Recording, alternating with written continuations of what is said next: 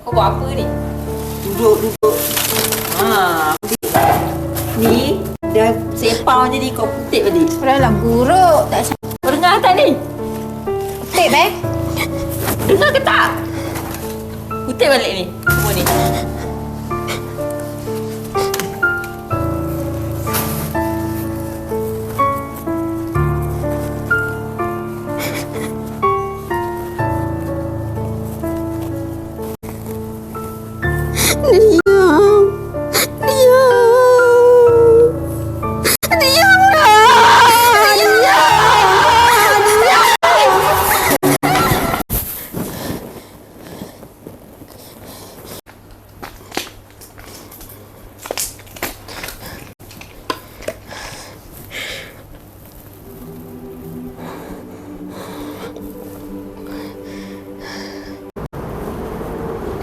Nila?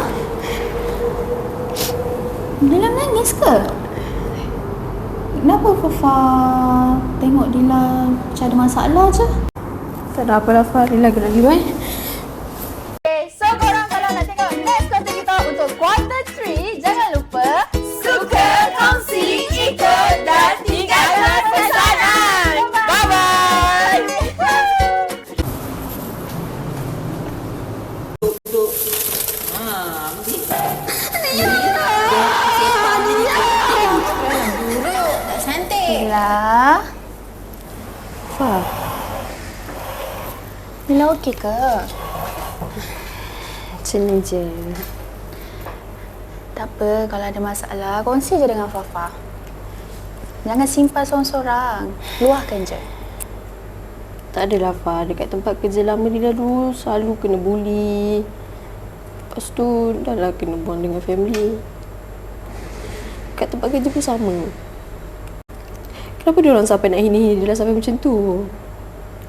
Okay, macam ni. Kadang kita rasa dunia ni tak adil untuk kita. Tapi sebenarnya ada je orang yang boleh nak dengar luahan hati kita. So, lepas ni kalau ada apa-apa masalah, just kongsi saja untuk biar hati kita tu tenang. Okay? Kalau kita tak luahkan apa yang kita ada dekat dalam hati ni, sampai bila-bila hidup kita takkan tenang. Kita akan ingat balik benda-benda yang dah lama yang terjadi kat dalam hidup kita. Okay? Nah, jangan sedih. Benda yang dah lepas, biar dah lepas. Okay? So, kita yang sekarang ni, teruskan hidup. Okay? Right? Jangan tersedih tau. Kita orang kat sini, Fafa pun semua sayang Nila.